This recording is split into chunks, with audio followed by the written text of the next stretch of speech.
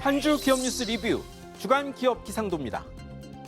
무더위도 휴가도 정점을 지나고 있습니다만 들리는 경기 상황이 별로죠. 금리, 물가는 계속 뛰고 수출까지 넉 달째 적자라 걱정만 늘어난 한 주. 맑고 우린 기업 찾아 기업 기상도 출발합니다. 첫 맑은 기업 SK 하이닉스입니다. 반도체 높이 쌓기 경쟁에서 역전객이 마련했습니다.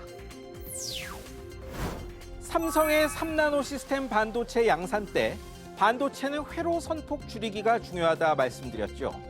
낸드 플래시 메모리는 높이 쌓아 정보 저장량을 늘리는 게 중요한데요. 미국 마이크론이 232단 제품 출시 자랑한 게 7월인데 SK 하이닉스가 곧바로 238단을 그것도 가장 작은 크기로 만들어냈습니다. 삼성은 마음만 먹으면 256단도 가능하다고 하네요. 맹렬히들 쫓아오지만 메모리는 아직 내줄 때가 아닙니다. 다음 롯데 엔터테인먼트입니다. 이순신 장군 두 번째 스토리로 흥행몰이 나섰습니다. 1700만 넘은 역대 흥행 1위, 명량은 CJ였지만 명량보다 앞선 전투 한사는 롯데 엔터테인먼트가 맡았는데요. 어려운 시기 8일 만에 300만 넘었고 속도가 이전 1000만 영화 일부보다 빠릅니다. 600만 선이란 손익분기점 곧 넘을 전망입니다. 금신전선 상유 10위, 신에게 아직 12척의 배가 남아있다는 이순신 장군의 장계죠. 상유 10위의 힘으로 왜군을 넘어 2년 넘은 영화계의 어려움도 몰아냈으면 합니다. 이제 흐린 기업입니다.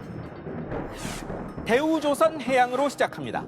파업 수습되자 다시 분리 매각론으로 시끌시끌합니다. 하청업체 파업 끝나자 주인 찾기가 다시 시작됐죠. 군함 등 특수선 분리 매각설 나오더니 강석훈 산업은행 회장이 공개적으로 밝혔습니다. 노조는 반대하며 갈등 조짐인데 갈등을 넘어 경기 어려운 이때 사갈 곳이 있을지부터가 불분명합니다. 수주는 많지만 재무적으로 힘들고 노조와 불편한 상태라는 점이 더욱 부담이죠. 참 어려운 매각이 될 것 같다는 게 솔직한 전망입니다. 다음은 GS 리테일입니다. 영세식품 업체들에서 222억 원 받아냈다. 243억 원 토해내게 생겼습니다. GS 상표단 편의점 김밥, 샌드위치, 도시락, 납품사들에게 판촉비, 성과장려금, 나중엔 정보 제공료 명목으로 222억 원을 2016년 11월부터 3년가량 받았는데요. 공정거래위원회가 하도급법 위반으로 규정하고 243억 원 과징금을 물렸습니다. 공정위 말대로면 GS 상표로 전속사처럼 납품한 곳들인데 매입주로도 왜 성과장려금 받았는지, 어떤 정보 주고 돈 받았는지 궁금하네요. 상생 노력과 유통, 가맹업 특성을 고려 안 했다는 게 GS 리테일 항변인데요. 공정위, GS 어느 쪽 말이 맞는지 법원의 판단을 기다려보죠. 이번엔 부산은행입니다. 여기도 빠지지 않았네요. 14억 원대 횡령 소식입니다. 시중은행 여기저기 터진 횡령이 지방이라고 다르지 않았습니다. 점포 외환계 직원이 해외에서 온 돈을 지인 계좌에 넣는 방식으로 14억 8천만 원 횡령했다고 부산은행이 공시한 겁니다.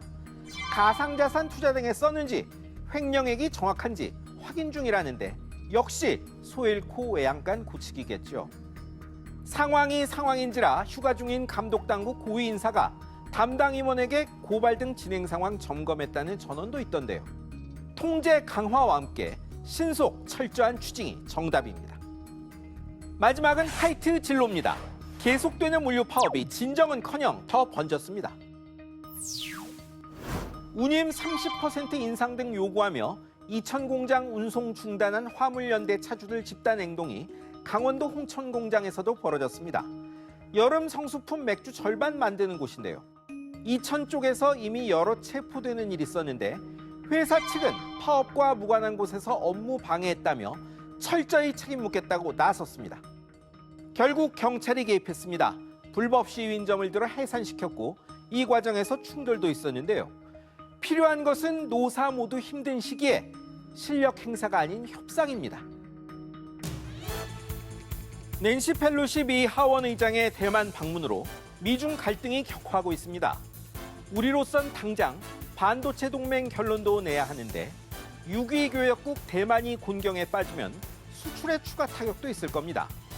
난국 넘을 해법 고민에만도 시간이 부족합니다. 지금까지 주간 기업 기상도였습니다.